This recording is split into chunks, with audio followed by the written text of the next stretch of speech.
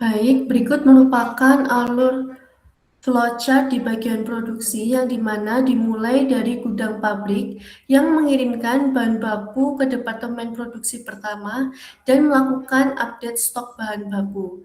Lalu lanjut ke departemen yang pertama, dilakukan proses pemilihan bahan baku, lalu sortir, pemotongan, dan pengeringan rotan. Lalu untuk selanjutnya di departemen kedua ini akan dilanjutkan oleh rekan saya. Baik, jadi di sini saya akan melanjutkan menjelaskan terkait dengan flowchart produksi setelah yang sudah dijelaskan oleh Nathaniela. Jadi dari departemen selesai di departemen pertama, barang yang sudah jadi di departemen pertama akan ditransfer ke departemen kedua. Nah, di departemen kedua, di departemen penganyaman, itu menerima bahan baku dari departemen 1. Dari bahan baku yang diterima dari departemen 1 yang sudah dikeringkan, rotan yang sudah dikeringkan ini akan diproses untuk dianyam, kemudian akan diproses untuk dirakit. Setelah dianyam dan dirakit, akan lanjut ke akan ditransfer ke departemen 3, yaitu departemen finishing. Setelah itu di departemen ketiga ini kan menerima barang setengah jadi dari departemen 2 yang masih di rakit, jadi belum di finishing. Di departemen ketiga, di departemen finishing itu akan dilakukan proses finishing. Nah, jadi ada proses penghalusan rotan, kemudian dilanjutkan dengan proses varnish rotan dan juga proses pengeringan akhir. Jadi setelah ada pengeringan rotan di awal, ada juga proses pengeringan yang akhir. Setelah itu, barang yang sudah jadi pengeringan akhir ini adalah proses final dari adanya keseluruhan proses produksi. Setelah itu ditransfer ke gudang toko. Jangan sampai salah gudang. Jadi harus memilih gudang toko. Karena kalau ditransfer ke gudang pabrik, sama saja barang yang sudah jadi ini disimpan di gudang yang sama dengan bahan baku dan bahan penolong. Jadi tidak akan ada bahan jadi di gudang toko gitu. Jadi harus benar-benar paham ini tuh ditransfer ke mana. Nah, di gudang toko barang jadi kan diterima dari departemen 3. Kemudian di gudang toko berarti kan ada persediaan barang yang bertambah. Setelah itu proses produksi selesai, diakhiri dengan persediaan barang yang bertambah di gudang toko. Kemudian berikut adalah salah satu contoh yang akan saya presentasikan pada hari ini. Saya akan mengambilnya itu di tanggal 13 Januari 2025, yang dimana ini itu saya mengambilnya yang produk kursi rotan yang produksinya itu paling banyak. Lalu saya lanjut ke proses ke-accurate-nya. Sebelum memulai proses produksi itu, terdapat salah satu yang perlu dilakukan terlebih dahulu pada Accurate Online untuk mengaktifkan fitur manufaktur sebagai berikut. Itu tersedia di menu Accurate Store di bagian pengaturan, lalu kalian searching menu manufaktur, lalu kalian download.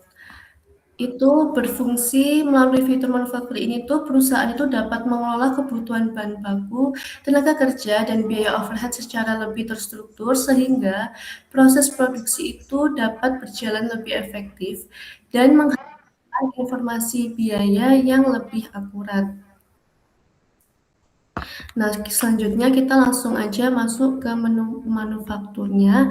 Di soal tadi itu kita sebelumnya harus melakukan ke standar biaya produksi. Jadi ke menu manufaktur terus ke standar biaya produksi. Lalu kita masukkan komponen-komponen biaya itu harus dimasukkan, yakni ada terdiri bahan baku, terus bahan penolong, terus ada juga biaya overhead pabrik, terus biaya tenaga kerja langsung. Karena sebelumnya data itu sudah kami impor dari awal periode, maka biaya standar ini akan muncul secara otomatis pada sistem. Namun demikian, untuk di bagian PTKL dan BOP-nya ini, kita harus tetap masukkan ke masing-masing departemen sesuai data yang ada pada soal. Setelah kita masukkan seluruh elemen ke biaya standar produksi, kita lanjut ke formula produksi. Jadi, menu ini tuh berfungsi untuk menentukan standar kebutuhan bahan baku, terus tenaga kerja, dan biaya overhead yang diperlukan dalam proses pembuatan suatu produk. Jadi, di tahap ini itu kita menyesuaikan data dengan BOM atau Bill of Material yang telah dibuat sebelumnya untuk produksi kursi kafe tersebut. Nah, produksi kafe itu terdiri dari beberapa departemen. Untuk yang departemen yang pertama adalah pemilihan bahan baku yang berisi bahan baku utama beserta biaya standarnya. Kemudian departemen kedua itu departemen penganyaman juga menggunakan bahan baku utama dan biaya standarnya sesuai kebutuhan. Selanjutnya departemen ketiga itu terdiri finishing yang menggunakan bahan baku penolong untuk menyelesaikan produk hingga siap menjadi barang jadi. Jadi setelah seluruh bahan baku itu dimasukkan pada biaya lainnya, kita juga perlu memasukkan PTKL dan BOP-nya ini yang ada di fitur berikut ini, biaya ini. Untuk masing-masing departemen agar seluruh biaya produksi itu dapat dihitung secara lengkap dan akurat.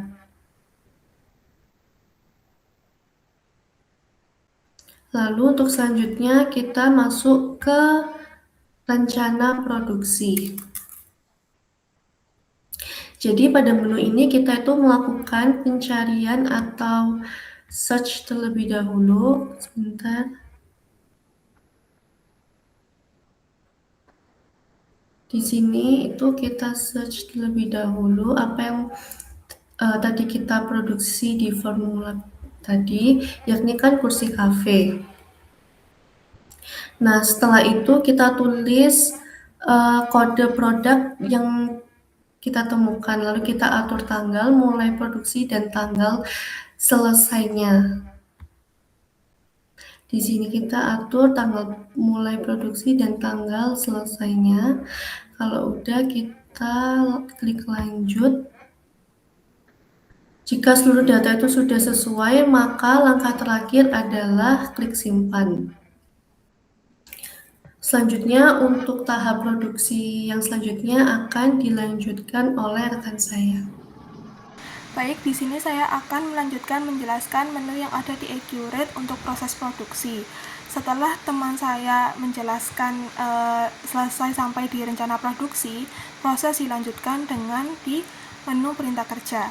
Jadi, fitur perintah kerja ini apa sih? Fitur perintah kerja tujuannya untuk memberikan instruksi maupun perintah kepada bagian produksi untuk membuat atau memproses produksi sesuai dengan kuantitas yang telah ditentukan sebelumnya di rencana produksi. Jadi, dapat dilihat di layar ada ketika kita membuka menu perintah kerja, ada rencana produksi. Jadi di sini bisa memilih rencana produksi yang sudah dibuat sebelumnya. Ketika dipilih, nanti akan langsung muncul secara otomatis rincian bahan baku yang diperlukan untuk proses produksi itu. Kemudian juga ada tanggal mulai dan estimasi selesai. Di sini akan langsung otomatis muncul ketika kita memilih rencana produksi. Tanggal mulai dan tanggal estimasi selesai sudah ditentukan sebelumnya di rencana produksi. Kemudian juga ada tanggal. Jadi, tanggal ini tujuannya untuk kira-kira tanggal berapa sih rencana produksi, tanggal berapa sih perintah kerja ini dibuat. Ini saya ambil contoh sama seperti yang sudah dijelaskan oleh Nathaniela di tanggal 13 Januari 2025. Di sini, untuk perintah kerja WO 2025-010002 itu ada mengambil rencana produksi dari MP 2026-05-0002 untuk kursi kafe sejumlah 25 unit. Tanggal mulai di tanggal 13 Januari dan estimasi selesainya ada di tanggal 16 Januari. Ini sama seperti yang ada di rencana produksi. Kemudian untuk tanggal di sini, untuk tanggal itu tanggal berapa kursi kafe ini perintah kerjanya dibuat di tanggal 13 Januari 2025. Kemudian di sini ada bahan-bahan baku yang sudah dirincikan. Kemudian di sini lanjut ke menu-menu yang lain. Nah, di info lainnya jangan lupa cek menu-menu yang lain seperti rincian biaya, rincian produk lainnya. Ketika ada tambahan itu langsung di input di Accurate. Di info lainnya di sini ada akun perintah kerja dan akun selisih biaya. Jadi persediaan yang masih dalam proses ini itu dimasukkan di akun mana? Di Bavaria Rotan di kasus ini itu dimasukkan di persediaan dalam proses. Kemudian jika ada selisih biaya produksi antar yang diproyeksikan dengan yang di aktualnya terjadi, itu ketika ada selisih biaya itu ditampungnya di mana? Nah, ditampungnya di akun selisih biaya produksi. Kemudian klik simpan. Setelah klik simpan, proses akan berlanjut ke menu pengambilan bahan baku. Namun di Accurate sudah memberikan fitur di bagian proses ini ada menu pengambilan bahan baku. Ketika menu pengambilan bahan baku diklik, akan langsung masuk ke menu pengambilan bahan baku seperti ini. Ke menu pengambilan bahan baku seperti ini tampilannya. Tapi ketika tidak menggunakan fitur tersebut, maka akan masuk ke data baru pengambilan bahan baku. Sama saja aslinya itu sama saja. Nah, di perintah kerja itu dicari perintah kerja mana untuk pengambilan bahan baku kali ini. Tadi kan sudah disimpan di perintah kerja WO 2025-01002. Nah, di pengambilan bahan baku ini tinggal diambil WO 2025-01002, langsung akan muncul produk utamanya apa, barang-barangnya apa, dan di tanggal berapa. Di sini, ini adalah contohnya. Untuk perintah kerja WO 2025-01002, produk yang akan diproduksi adalah kursi kafe sejumlah 25 unit di tanggal 13 Januari 2025. Nah, di sini sudah ada rincian bahan baku dan bahan penolong yang akan diambil bahan bakunya. Nah, jangan lupa di pengambilan bahan baku ini juga harus dicek apakah bahan-bahan ini sudah benar diambil dari gudang pabrik. Karena kalau misalkan ini dari gudang toko, maka tidak akan masih salah, karena sebenarnya bahan-bahan ini itu berasalnya dari gudang pabrik, bukan dari gudang toko. Jadi benar-benar harus dipastikan untuk kuantitasnya dan juga dari gudang mana. Setelah itu klik simpan. Setelah dari pengambilan bahan baku, proses terakhir adalah penyelesaian barang jadi. Nah, di menu perintah kerja itu di fitur proses masih sama seperti tadi, ada penyelesaian barang jadi. Jadi ketika untuk perintah kerja WO 2025-01002 ini di klik fitur penyelesaian barang jadi di proses, itu akan langsung masuk di menu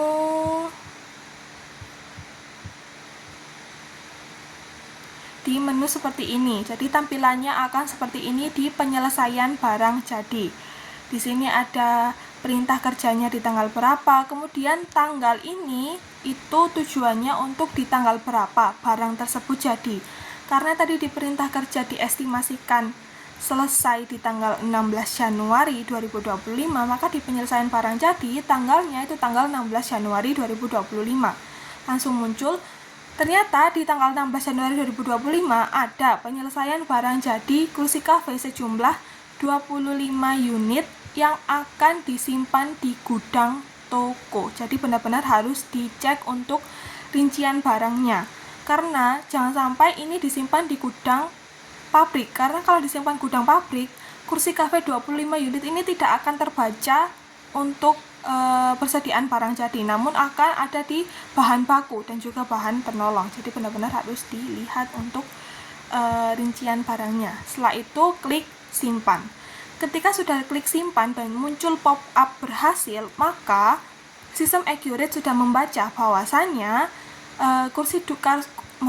kursi kafe 25 unit ini sudah disimpan di gudang pabrik dan siap untuk dijual.